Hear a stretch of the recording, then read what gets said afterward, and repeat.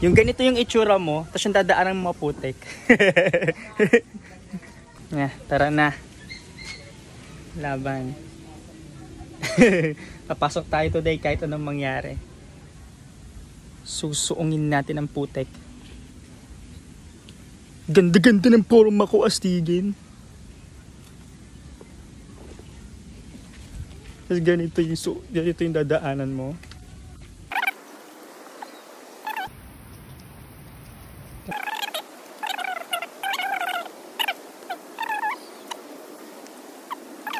Oh. Ayan.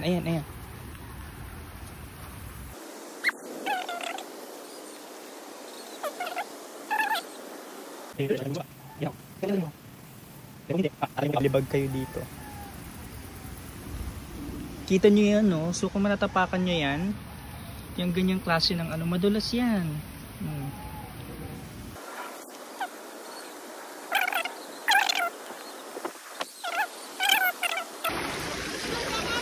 Hugas muna tayo ng paa.